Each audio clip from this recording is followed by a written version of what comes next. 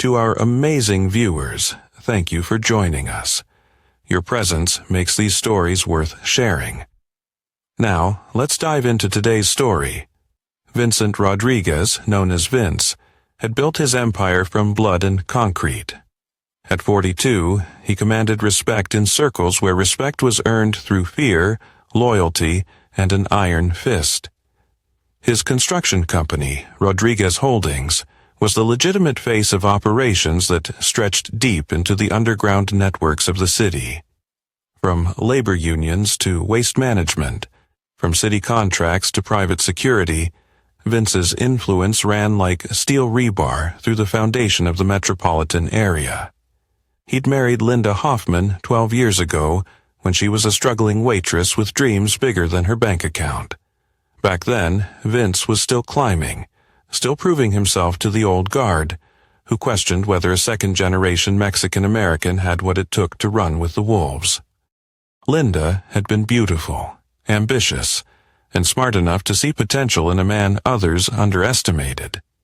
Their home in Westfield Hills reflected Vince's rise. 6,000 square feet of modern luxury on 3 acres with a circular driveway that curved past manicured gardens. The house was Linda's domain during the day, while Vince handled business that kept their lifestyle comfortable and their enemies at bay.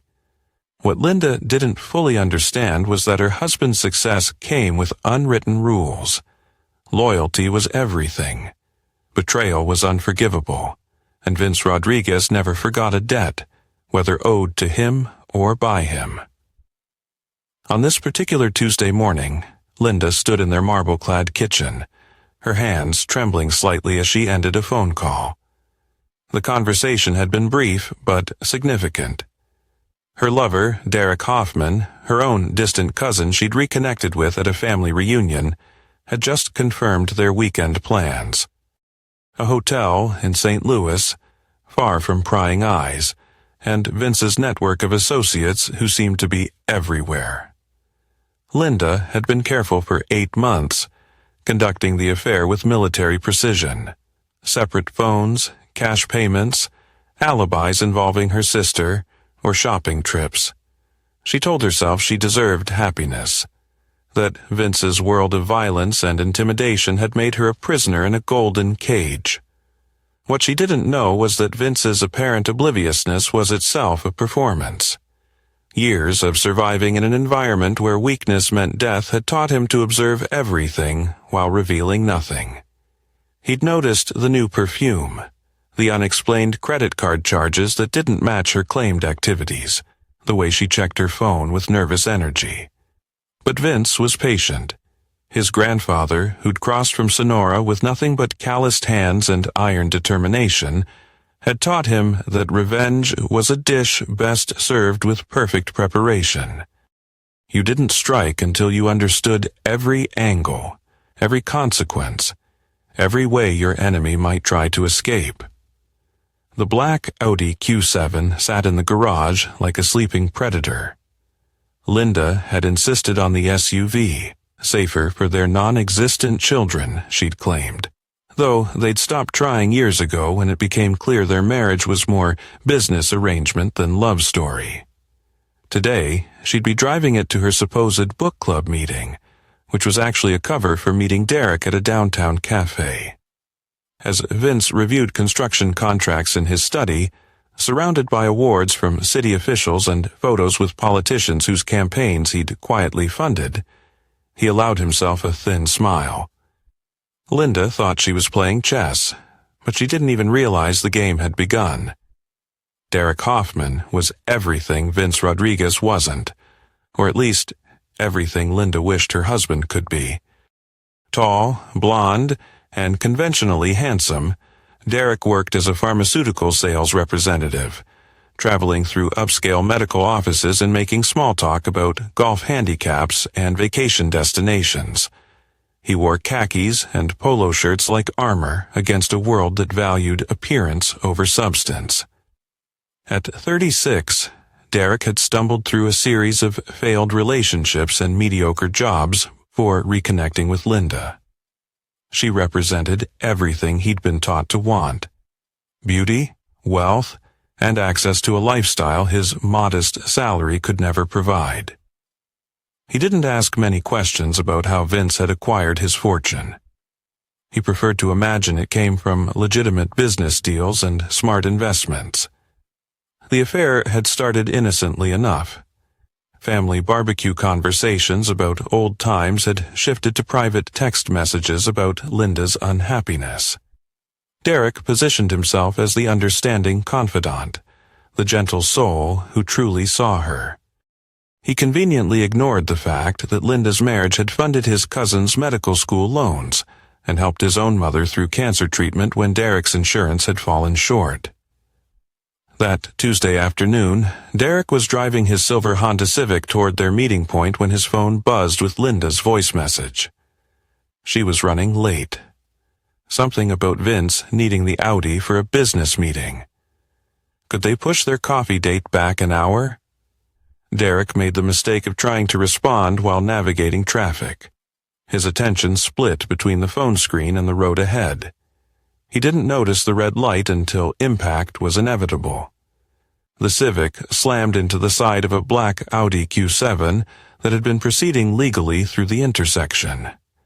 The sound of twisted metal and shattering glass brought immediate attention from pedestrians and nearby drivers. Steam rose from Derek's crumpled hood, while the Audi's passenger side bore a significant dent and spider-webbed windows. Linda climbed out of the driver's seat, her heart pounding as adrenaline surged through her veins. Her designer jacket was torn, and a thin line of blood ran from a cut on her forehead. The shock of the accident lasted approximately 10 seconds before panic set in. Not about injuries, the damage was minor, but about explanations. Derek stumbled from his car, his face pale, and eyes wide with recognition and terror. If this got back to Vince, if the accident report connected him to Linda in any way, the consequences would extend far beyond insurance claims. "Are you hurt?" Derek asked, approaching carefully as concerned bystanders began gathering. Linda's mind raced through possibilities. She could claim she didn't know Derek, that he was just another careless driver. But the accident report would include both their information. And in a city where Vince's network spread like morning fog, secrets had short lifespans, unless the sound of approaching sirens forced her hand. When Officer Timothy Brennan arrived on scene, a 15-year veteran with the traffic division who'd seen enough accidents to spot lies from 50 yards, Linda was ready with her story.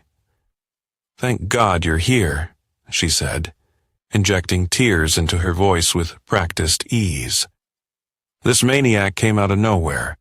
My husband was driving. He's always drunk by afternoon. I tried to stop him, but he never listens." Officer Brennan looked around the scene, noting the damage patterns and the position of both vehicles. Something felt off about the woman's account, but domestic situations involving intoxicated drivers required careful handling. "Where is your husband now, ma'am?" Linda gestured vaguely toward the intersection. "He ran off when he heard the sirens. Left me here to deal with this mess like always. I'm Linda Rodriguez. This is all going to come back on me because of his drinking problem." Officer Brennan had been documenting the accident scene when Vince Rodriguez arrived. He'd received Linda's panic call 15 minutes after the collision, a call where she tearfully explained that someone had hit their car while she was driving to her book club. "Could he please come quickly?" Vince had left his meeting with city contractors and driven directly to the scene, his mind already analyzing the situation. Linda's voice had carried notes of fear that seemed disproportionate to a simple fender bender, and her explanation that she'd been alone in the car conflicted with what his instincts told him about the scene he was approaching. He parked his black Escalade across the street and observed for several minutes before approaching. Linda stood beside the damaged Audi, speaking animatedly to a police officer while gesturing toward a silver Honda with a familiar figure beside it, Derek Hoffman. The same Derek who'd been asking suspiciously specific questions about Linda's schedule at recent family gatherings. As Vince walked toward the scene, he caught fragments of Linda's performance. "Always drunk, never takes responsibility, left me here." Officer Brennan was in the middle of taking Linda's statement when Vince approached and handed over his driver's license without being asked. "I'm Vincent Rodriguez. This is my vehicle and my wife. I understand there's been an accident." Brennan glanced at the license, then did a double take. His expression shifted from routine professionalism to something approaching anxiety. Vincent Rodriguez wasn't just another citizen. He was the Vincent Rodriguez, the man whose construction company had built half the municipal buildings in the city, the man whose charity donations funded police benevolent associations, and whose political connections reached the mayor's office. More importantly, Officer Brennan had seen the departmental memos about individuals who required special consideration during interactions. Rodriguez's name appeared on lists that patrol officers were advised to memorize. "Sir, I'm so sorry. I had no idea," Brennan said, his voice shifting to a tone reserved for judges, district attorneys, and people who could make careers disappear with a phone call. Linda watched this transformation with growing confusion. The officer's entire demeanor had changed upon seeing Vince's identification. This wasn't the reaction of someone dealing with the drunk, irresponsible husband she had described. "Ma'am," Officer Brennan said, turning to Linda with barely concealed irritation, "do you realize who your husband is?" Linda looked between Vince and the officer, her mind struggling to process the shift in dynamics. "He's nobody special," she said slowly, the words sounding hollow even to her own ears. Officer Brennan shook his head, his training in diplomatic handling of sensitive situations warring with his annoyance at being misled. "Ma'am, your husband is Vincent Rodriguez. He's one of the most respected businessmen in the city. His company has built most of our infrastructure projects, and he's a major contributor to city services." The officer paused, realizing he was revealing more than policy recommended, but the damage was done. Linda's face had gone pale as the implications of her lie became clear. She'd painted Vince as an irresponsible drunk to a police officer who knew exactly who he was and what he represented. Derek Hoffman stood frozen beside his damaged Honda, watching the scene unfold with growing horror. He'd known Linda's husband was successful, but the officer's reaction suggested influence that extended far beyond construction contracts and charity donations. Vince remained silent throughout the exchange, his dark eyes moving between Linda, Derek, and Officer Brennan with predatory patience. He'd learned long ago that people revealed more when allowed to speak than when pressed for answers. "I think there's been some confusion about the details of this accident," Vince said finally, his voice carrying the quiet authority of someone accustomed to being obeyed. "My wife was obviously shaken by the collision. Perhaps we should focus on the facts rather than speculation about fault." Officer Brennan nodded eagerly, grateful for the diplomatic exit from an increasingly awkward situation. "Absolutely, Mr. Rodriguez. Based on the damage patterns and witness statements, it appears the Honda ran the red light. Clear case of failure to yield right-of-way." As Derek received his citation and the vehicles were cleared from the intersection, Vince made note of every detail. The nervous glances between Linda and Derek, the way they avoided looking at each other directly while remaining hyper-aware of each other's positions, the practiced nature of Linda's lies, and the amateur panic in Derek's responses. Most importantly, he noted how quickly Linda had been willing to destroy his reputation to protect her secret. That level of betrayal required careful consideration of appropriate responses. The ride home in the Escalade passed in silence. Linda stared out the passenger window, her mind racing through damage control strategies. Vince drove with his usual calm precision, giving no indication that anything significant had occurred. But behind his composed exterior, Vincent Rodriguez was already planning. He'd built an empire by understanding that loyalty was earned and betrayal was punished. Personal relationships followed the same rules as business partnerships. Trust was currency, and counterfeit currency required decisive action. The game had begun. 2 weeks passed before Vince made his first move.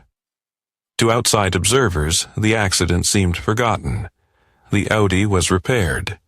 Insurance companies handled their paperwork, and life in the Rodriguez household continued its normal patterns. Linda attended her book clubs and shopping excursions. Derek returned to his pharmaceutical sales routes, and Vince maintained his schedule of construction meetings and municipal contract negotiations. But beneath the surface, Vince was conducting an investigation with the thoroughness of a federal prosecutor.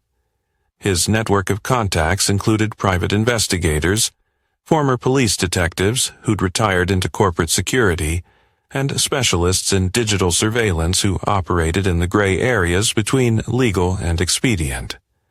Miguel Santos had worked for Vince for 8 years, handling research projects that required discretion and patience. A former Army intelligence officer with skills in both digital forensics and old-fashioned surveillance, Miguel understood that his employer's requests often involved personal rather than business matters. The pay was excellent, the work was interesting, and asking unnecessary questions wasn't part of the job description. "I need a complete timeline on my wife's activities for the past year," Vince had told Miguel during a private meeting at a downtown parking garage. Phone records, credit card transactions, social media activity, location tracking, everything. "How deep do you want me to go?" Miguel asked, his tone respectful but direct. Miguel had asked, understanding the implications all the way.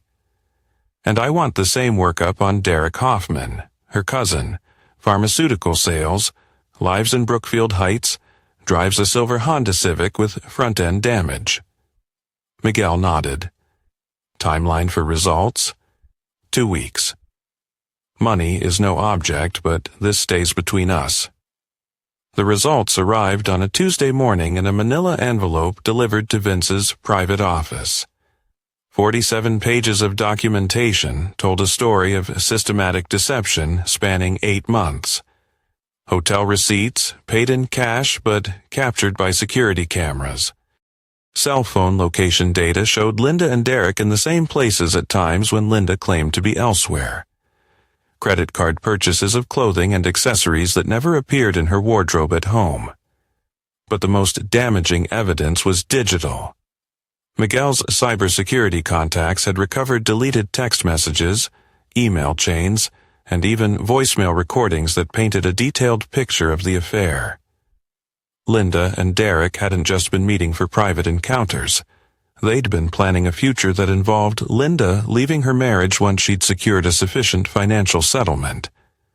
The conversations revealed Linda's contempt for Vince's business associates, her plans to claim emotional abuse during divorce proceedings, and her intention to move to Derek's home state of Colorado, where they could start fresh with what she called her fair share of Vince's assets. More interesting were Derek's contributions to these conversations. Far from being a passive participant, he'd been researching Linda's legal rights in divorce proceedings, and had even consulted with attorneys about asset protection strategies. The man, who presented himself as a simple pharmaceutical salesman, had been conducting his own investigation into Vince's business holdings. Vince read through the documentation twice, his expression never changing. The betrayal was comprehensive. Not just infidelity, but active planning to destroy him financially and personally. Linda and Derek had underestimated him completely, treating him like a wealthy but naive target rather than someone who'd survived and thrived in environments where mistakes were often fatal. The final section of Miguel's report contained background information on Derek Hoffman that explained his confidence in pursuing a married woman. Derek's pharmaceutical sales position provided access to medical offices throughout the region, including several clinics that served Vince's construction workers. Derek had been using these connections to gather information about Vince's business practices, employee satisfaction, and potential vulnerabilities. More damaging was Derek's history. 3 previous relationships with married women, 2 of which had ended in expensive divorce settlements that Derek had benefited from indirectly. The man was a professional predator who specialized in targeting wealthy wives and helping them extract maximum value from their marriages. Vince set the report aside and opened his laptop. His calendar showed meetings with city officials, union representatives, and potential investors stretching through the next month. Legitimate business that required his attention and maintained the income streams that supported his lifestyle and influence. But starting today, those business activities would serve a dual purpose. Every meeting would be an opportunity to gather resources. Every contract negotiation would include considerations for future needs, and every conversation would be evaluated for potential value in settling personal debts. Vincent Rodriguez was going to war, but unlike his enemies, he understood that the best battles were won before the other side realized they were fighting. Vince's first strategic move involved reconnecting with old associates whose loyalty had been tested over years of mutual benefit. Tony Morales ran a waste management company that serviced most of the metropolitan area's commercial districts.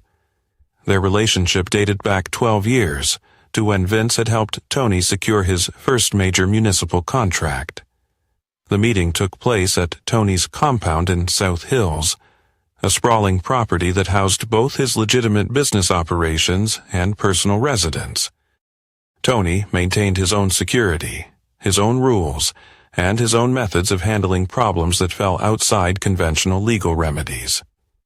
"Vincent, good to see you," Tony said, embracing Vince in the traditional manner. "It's been too long since you visited." They sat in Tony's private office, surrounded by awards from environmental organizations and photos with mayors and city council members. Tony's legitimate business generated substantial revenue and employed over 200 people, but his core operations remained rooted in the old neighborhood values of loyalty, respect, and decisive action against those who violated trust. "I have a personal matter that requires careful handling," Vince explained. "My wife has been unfaithful. The situation involves plans to damage me financially and professionally." Tony's expression hardened. He'd met Linda Rodriguez at various social functions and had always questioned her commitment to her husband's world. "How can I help?" he asked. "I need resources for a comprehensive response. Transportation, secure locations, and personnel who understand the importance of discretion." "Consider it done. What timeline are we working with?" "Several weeks of preparation, then rapid execution. The goal is complete removal of the problems from my life." Tony nodded. In their world, marriages were partnerships that extended beyond personal relationships. Attacks on one partner were attacks on the entire network of relationships and mutual obligations. Linda's betrayal wasn't just personal. It was a threat to the structure Vince had built. It was an assault on the structure that kept their community stable and prosperous. Vince's second meeting was with Carmen Delgado, who operated the region's most successful private security firm. Carmen had served 3 tours in Iraq before returning home to discover that her military skills translated perfectly to corporate protection services. Her company provided security for high-profile executives, witnesses, sensitive legal cases, and individuals who required protection from threats that law enforcement couldn't adequately address. "I need a team for a domestic situation," Vince told Carmen during their lunch meeting at an upscale restaurant downtown. multiple targets, complex logistics, and absolute confidentiality. Carmen had worked with Vince on several business-related security matters. She understood his reputation and the importance of maintaining professional relationships with people who paid well and never asked her people to take unnecessary risks. "Personnel count and duration?" she asked. 4 people for approximately 1 week of active operations. Preparation time flexible. Payment in cash upon completion.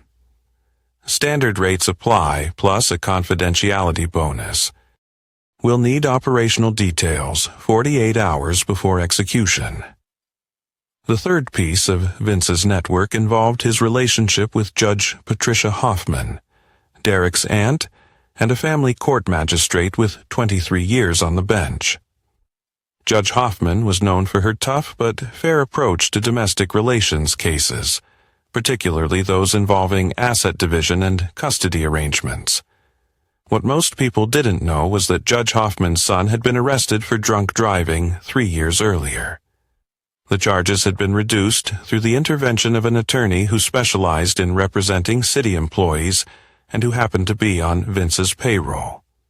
Judge Hoffman had never been told about this arrangement, but she understood that certain courtesies were sometimes extended to family members of respected community figures. Vince's meeting with Judge Hoffman took place in her chambers on a Friday afternoon. The conversation was carefully structured to remain within legal boundaries while ensuring that certain information was properly conveyed. "Your Honor, I wanted to discuss a family matter that may eventually require court attention," Vince began. "My wife has been having an affair with your nephew, Derek. I have substantial documentation of their relationship and their plans to pursue an aggressive divorce strategy." Judge Hoffman's face remained neutral, but Vince could see the concern in her eyes. Family scandals involving court personnel created ethical complications and unwanted attention. "I appreciate you bringing this to my attention, Mr. Rodriguez. If such a matter comes before the court system, I would naturally recuse myself due to family connections." "Of course," Vince said smoothly. "I wanted to ensure that you were aware of the situation before any filings occurred. I believe in transparency when family relationships intersect with legal proceedings." The message was clear. Vince possessed detailed evidence of Derek's involvement with Linda, and that evidence could become public record if the situation proceeded through conventional divorce proceedings. Judge Hoffman would want to minimize her family's exposure to scandal, and Vince was offering her the opportunity to handle the matter privately. By the end of the second week, Vince had assembled resources that included security personnel, transportation, secure facilities, and legal protection. His network understood that Vincent Rodriguez was calling in favors, and they responded with the loyalty that had been built through years of mutual support and shared prosperity.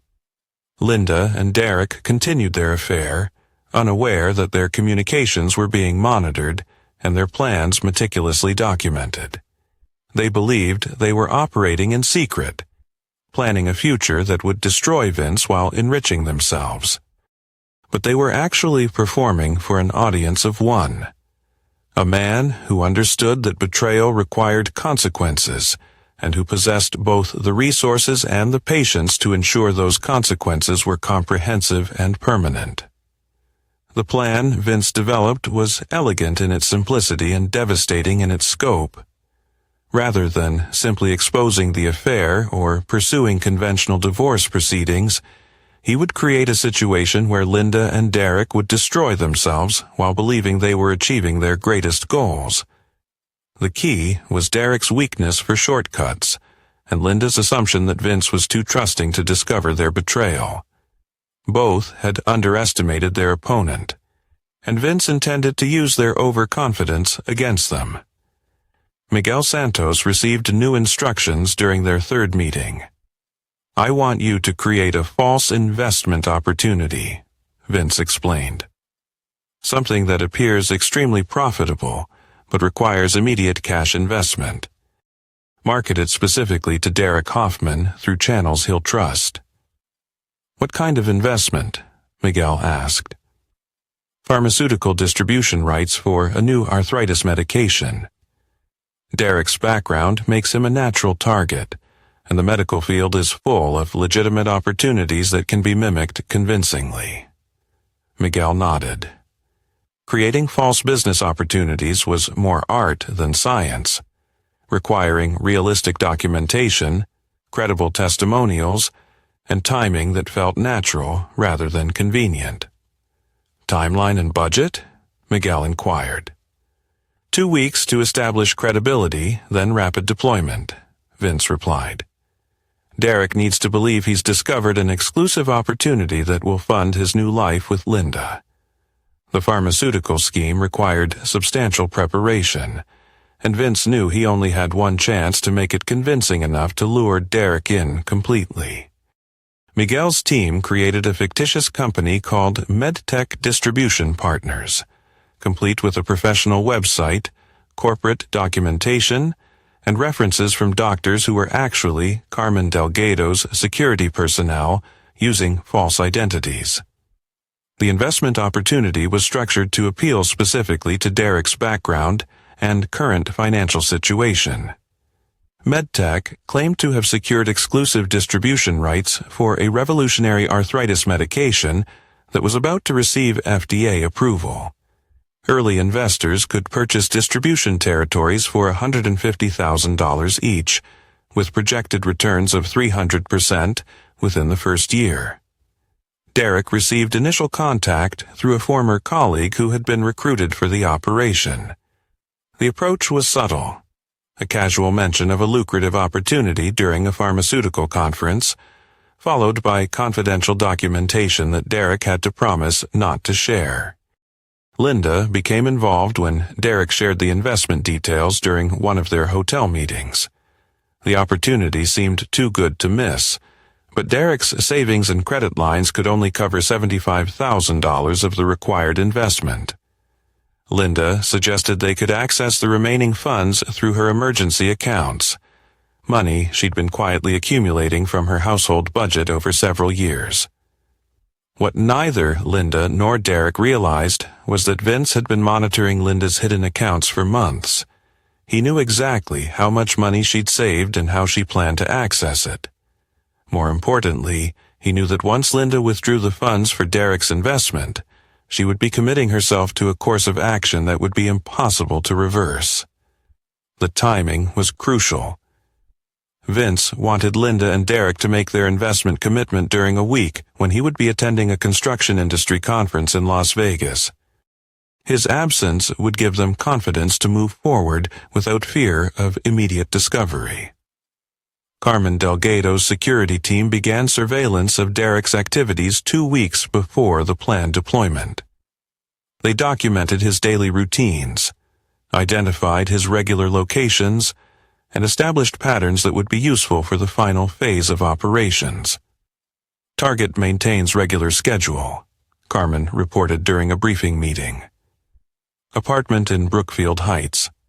Office in the medical district. 3 regular restaurants for client meetings. No unusual security awareness or countermeasures." "Personal relationships outside the primary affair?" Vince asked. "Ex-girlfriend, who still calls occasionally. Mother in assisted living. And a brother in Phoenix who he speaks with monthly. No close friends or confidants who might interfere with operations." Tony Morales had prepared facilities for the final confrontation.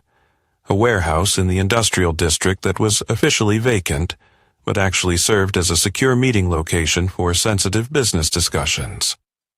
The stage was set for what would become the most decisive moment of Vince's carefully orchestrated strategy.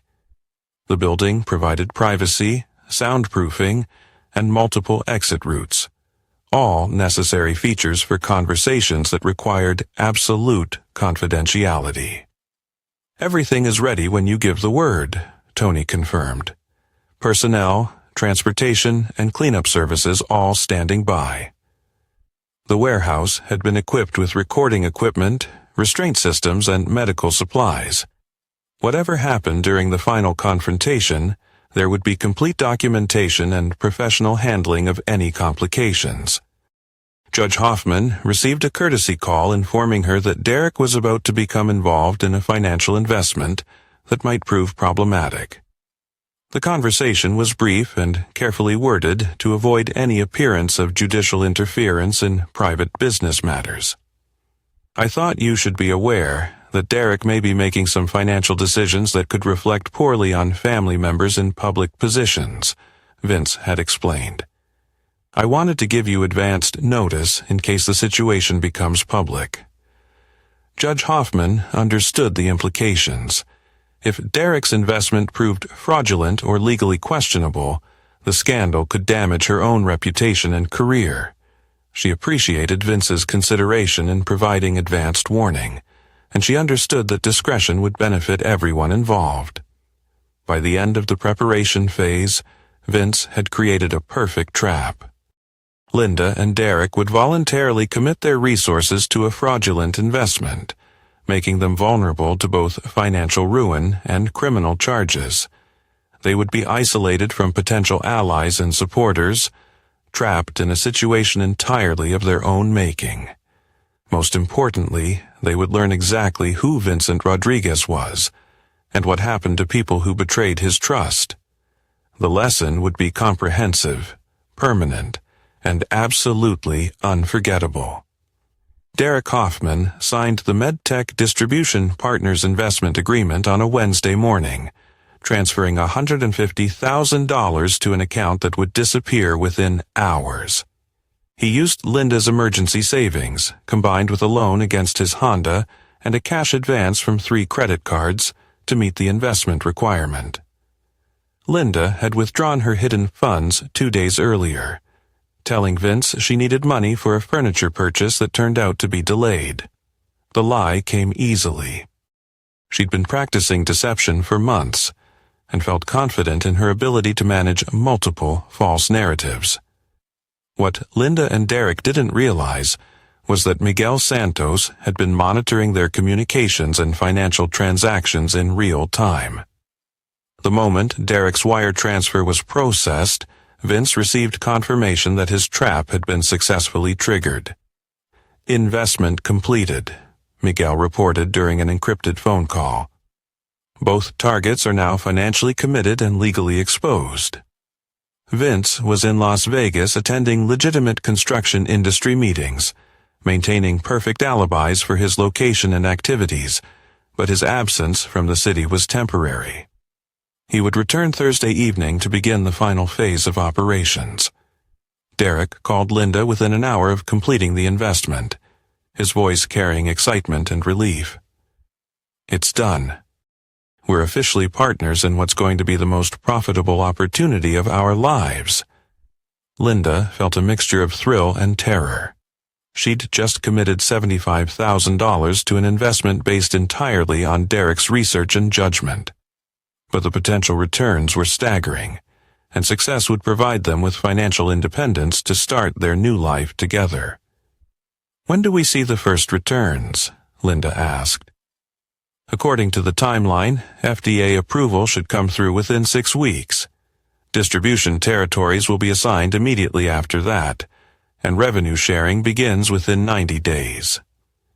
Neither of them considered the possibility that MedTech Distribution Partners was an elaborate fiction created specifically to exploit their greed and desperation. They'd been so focused on the opportunity to escape their current situations that they'd ignored basic due diligence about the company and its claims. Thursday evening, Derek received a phone call that changed everything.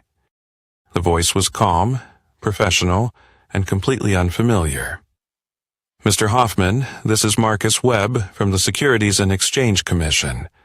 We need to speak with you immediately regarding your recent investment with MedTech Distribution Partners." Derek's blood went cold. "I'm sorry. What is this about, sir?" "MedTech Distribution Partners is currently under federal investigation for securities fraud.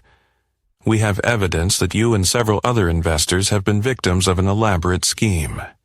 We need you to come to our field office immediately to provide testimony and documentation. Are you saying the investment is fraudulent? Sir, I can't discuss the details over the phone, but I need you to understand that your cooperation with this investigation may be your only opportunity to recover your invested funds and avoid criminal charges as an accessory. Derek hung up the phone with shaking hands. His entire future, the money, the life with Linda, the escape from mediocrity, had just evaporated in a single phone call.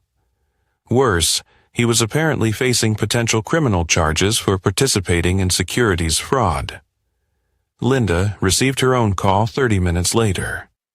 The voice was female, equally professional, and just as terrifying. Mrs. Rodriguez, this is Agent Sarah Kim from the FBI's Financial Crimes Division.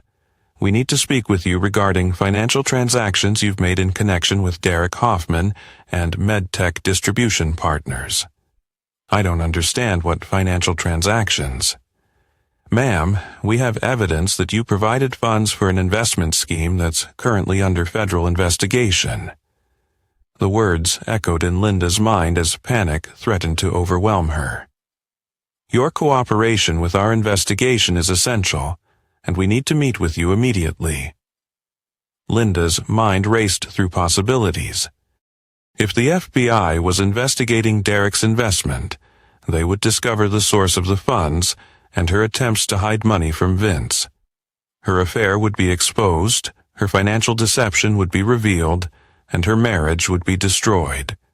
All for an investment that was apparently fraudulent. Where do you want to meet? Linda asked, her voice barely steady. We have a secure facility in the industrial district where we can discuss this matter privately. The address is 1247 Industrial Boulevard, Building C. Come alone and don't discuss this conversation with anyone, including your husband, until after we've had a chance to explain the situation. Derek received similar instructions to meet at the same location. Neither he nor Linda realized they were being directed to Tony Morales' warehouse, or that the federal agents they'd spoken with were actually Carmen Delgado's security personnel, using sophisticated voice modification equipment. The warehouse looked exactly like what someone would expect from a federal field office. Unmarked cars in the parking lot, professional-looking personnel in suits, and official-seeming documentation visible through the windows. Carmen's team had transformed the space into a convincing government facility, complete with recording equipment and interrogation rooms. Derek arrived first, his hand still shaking as he was escorted into a sterile conference room by a man who introduced himself as Agent Webb. Linda arrived 20 minutes later, led to a separate room by a woman claiming to be Agent Kim. Both were shown identical evidence packages, financial records documenting their investment in MedTech Distribution Partners, witness statements from other alleged victims, and official-looking documents describing the federal investigation into securities fraud. The evidence was convincing because most of it was real. Vince's team had actually created the fraudulent investment scheme specifically to trap Linda and Derek. The good news, Agent Webb told Derek, is that we believe you and Mrs. Rodriguez were victims rather than willing participants in this fraud. The bad news is that your financial losses are probably permanent, and your involvement may still result in civil liability. Agent Kim delivered a similar message to Linda in the adjacent room. Your husband is obviously a prominent businessman with significant political connections. If this investigation becomes public, the scandal could damage his reputation and your family's standing in the community. Both Derek and Linda were told that their best option was to cooperate fully with the investigation while minimizing public exposure of their involvement. They were asked to sign confidentiality agreements and to avoid discussing the matter with anyone, including each other, until the federal investigation was completed. With trembling hands, both signed the documents, unaware that the conspiracy they believed was unraveling had been flawlessly orchestrated from the beginning. What they didn't realize was that they had just signed confessions to their affair, their financial deception, and their participation in investment fraud. The documents they'd been shown were real evidence of their actions, compiled by Vince's team over weeks of surveillance and investigation. As Derek and Linda left the warehouse separately, each believing they'd narrowly avoided federal prosecution, Vince was receiving detailed reports on their reactions and statements. The trap had worked perfectly. They'd confessed to everything, signed legal documents acknowledging their guilt, and agreed to maintain silence about their situation. Phase 1 of their punishment was complete. Phase 2 would begin immediately. Vince returned from Las Vegas on Friday morning to find his house eerily quiet. Linda was in the kitchen, staring at a cup of coffee that had gone cold hours earlier. Her face was pale, her hands trembled slightly, and she looked like someone who'd seen her entire future collapse in a single phone call. "Good trip?" she asked, her voice carefully neutral. "Productive. Several new contracts in development." Vince poured himself coffee and sat across from her at the granite breakfast bar. "You seem upset about something." Linda's mind raced through possible responses. The confidentiality agreement she'd signed prohibited her from discussing the federal investigation, but she needed some explanation for her obvious distress. "Just tired. I think I'm coming down with something." Vince nodded sympathetically. "Maybe you should rest today. Cancel any plans you might have had." The suggestion felt more like a command, and Linda realized she had no plans to cancel anyway. Her affair with Derek was effectively over. They'd been instructed to avoid contact with each other pending the federal investigation. Their dreams of a new life together had been replaced by fears of criminal prosecution and financial ruin. What Linda didn't know was that Vince had spent the morning reviewing surveillance footage from the warehouse meeting. He'd watched her sign confessions, heard her voice breaking as she described her affair, and seen her complete psychological breakdown when confronted with the consequences of her betrayal. Derek was having his own crisis 20 minutes away in his Brookfield Heights apartment. The $150,000 investment represented every available dollar he possessed, plus significant debt from credit cards and personal loans. He was financially ruined, potentially facing criminal charges, and prohibited from contacting the one person who might have provided emotional support during the disaster. His phone rang at 10:47 a.m. The caller ID showed Vincent Rodriguez. Derek's hand shook as he answered. "Hello, Derek. This is Vince Rodriguez. I think we need to have a conversation." "About what?" "About your relationship with my wife. About the investment you made yesterday, about the federal investigation you're both involved in." Vince's voice was calm, almost conversational. "I think it would be better if we discuss this in person, rather than over the phone." Derek's mind reeled. If Vince knew about the affair, the investment, and the federal investigation, then the confidentiality agreements Derek had signed were meaningless. Worse, Vince's connections and influence suggested he might have resources that federal agents couldn't protect against. "Where do you want to meet?" Derek managed. "I'll pick you up in 30 minutes. Be ready." The line went dead, leaving Derek staring at his phone in terror. Vincent Rodriguez wasn't just an angry husband. He was a man with the power to make problems disappear permanently. Vince's black Escalade arrived precisely on schedule. Derek watched from his apartment window as two men got out, one the driver, the other clearly security. When Derek opened his apartment door, he found himself facing Tony Morales, who smiled with predatory politeness. "Derek Hoffman, Mr. Rodriguez is waiting in the car. We're going for a ride." The drive took 45 minutes through city streets Derek had never seen. They passed through industrial areas, empty lots, and neighborhoods where broken streetlights and boarded windows suggested police patrols were infrequent and witnesses were rare.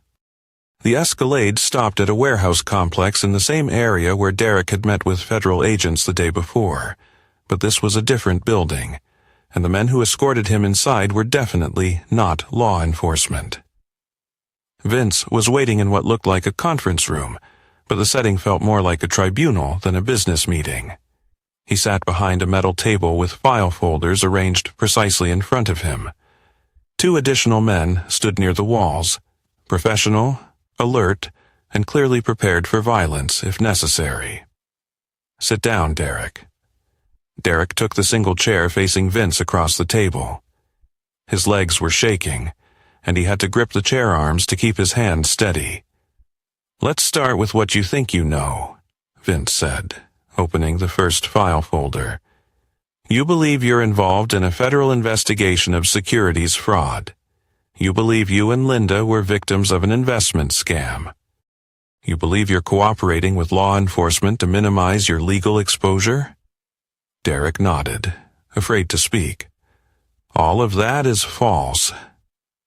Vince removed a series of photographs from the folder. Surveillance images of Derek and Linda entering hotels, meeting at restaurants, and embracing in parking lots. "What's true is that you've been having an affair with my wife for 8 months. What's true is that you invested $150,000 in a fraudulent company that I created specifically to trap you. What's true is that there is no federal investigation. You confessed to everything yesterday, to my people." Derek felt the room spinning around him. "Your people?" "The federal agents you spoke with work for me. The warehouse where you met is mine." Vince's tone was even, almost gentle, but the threat beneath his words was unmistakable. "The evidence you signed acknowledging your guilt is real, but it's not going to any government agency. It's staying with me." Vince opened the second folder, revealing financial records showing Derek's complete fiscal destruction. "Your investment money is gone forever. Your credit is ruined. Your job will disappear when your employer learns about your relationship with a married client's wife. And your family will discover exactly what kind of man you really are." "What do you want?" Derek whispered. "I want you to understand something very important. You tried to steal my wife, destroy my marriage, and steal my money. You treated me like a fool who wouldn't notice or wouldn't fight back. You were wrong about everything." Vince closed the folders and leaned forward. "You have 2 choices. Choice 1, you disappear from the city immediately and permanently. You never contact Linda again, never return to this area, and never speak to anyone about what happened here. In exchange, I won't pursue criminal charges for fraud, and I won't share information about your activities with your family." "What's choice 2? Vince smiled, and Derek felt ice water in his veins. "Choice 2 is that you don't leave voluntarily, and I handled this situation using methods that don't involve your cooperation." Derek understood he was being offered a chance to run for his life. "How long do I have?" 72 hours, pack light, you won't be coming back." 2 of Tony's men escorted Derek back to his apartment. He had 3 days to liquidate his remaining possessions, terminate his lease, and disappear forever. If he was still in the city after Sunday night, Vincent Rodriguez would consider their agreement void. Derek began packing immediately. Linda was waiting in the living room when Vince returned home that evening. She'd spent the day in a state of suspended terror, knowing that her world was collapsing, but uncertain about the exact timeline or method of destruction. "We need to talk," Vince said, settling into his leather chair across from where Linda sat on the couch. "I don't know what you think you know, but stop." Vince's voice carried absolute authority. "I know about Derek. I know about the hotels, the money you stole from our accounts, and the investment you made yesterday. I know about your plans to leave me and take as much of my money as possible.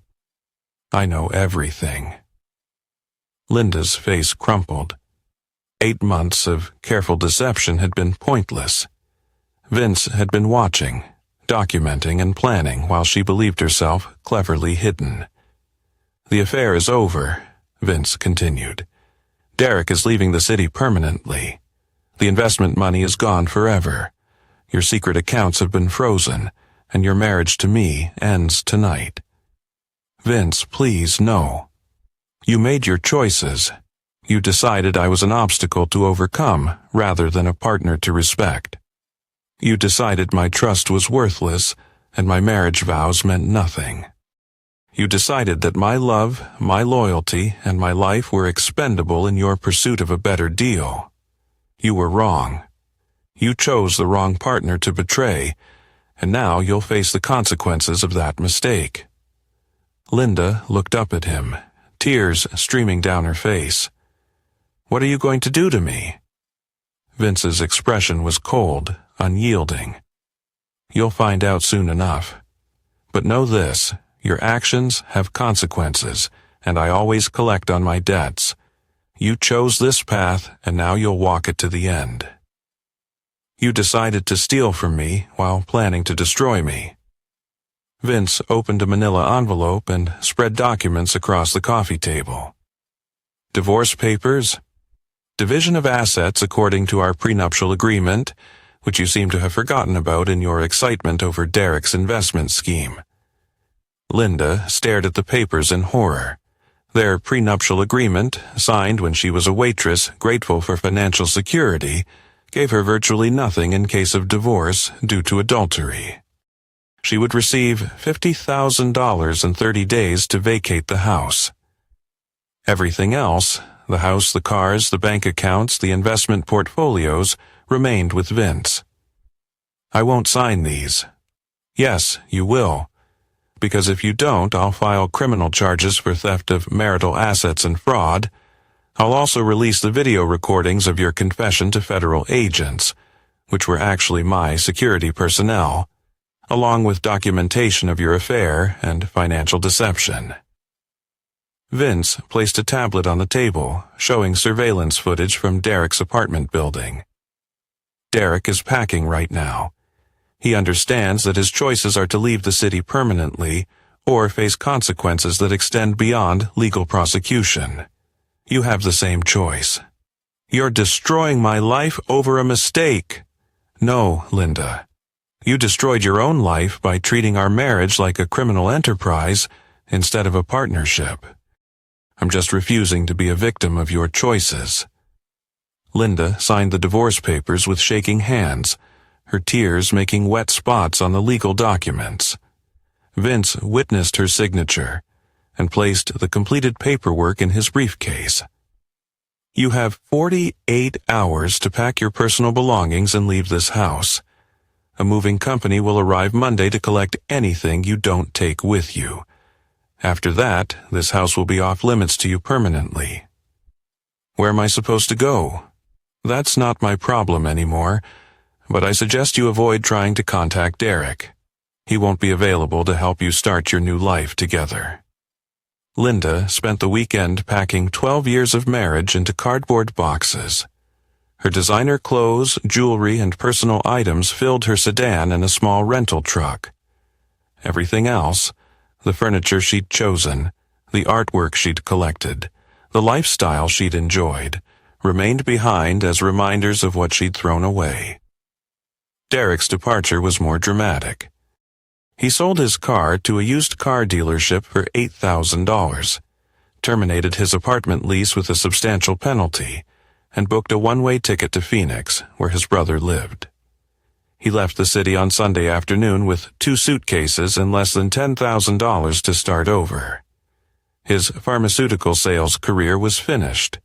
Vince's network ensured that Derek's professional reputation was destroyed throughout the medical community. His family received anonymous packages containing evidence of his affair and his role in defrauding Linda out of her savings. As both Derek and Linda faced the quiet reality of their losses, Vince closed the door on a chapter of betrayal. ensuring that trust, respect, and loyalty remained the foundation of both his personal and professional life. His credit rating collapsed under the weight of defaulted loans and unpaid obligations. Linda's exit was quieter, but equally comprehensive. She moved to a one-bedroom apartment in a different city, using her $50,000 settlement to cover deposits and basic living expenses. Her attempts to find employment were complicated by reference checks that revealed her involvement in a marriage that ended due to adultery and financial misconduct. Both Linda and Derek had underestimated Vincent Rodriguez completely. They'd seen wealth and assumed stupidity, observed patience and mistaken it for weakness, and believed that betrayal would be rewarded rather than punished. 6 months later, Vince received updates on both of his former adversaries.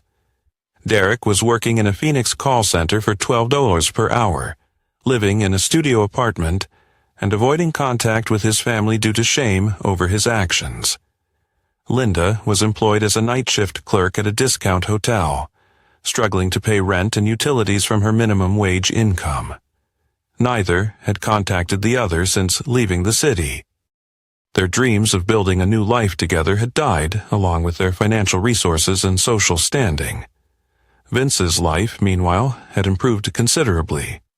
His business continued to prosper. His political connections remained strong, and his reputation for loyalty and decisive action had been enhanced by how thoroughly he handled personal betrayal. He had proven that Vincent Rodriguez protected what was his and punished those who tried to take it.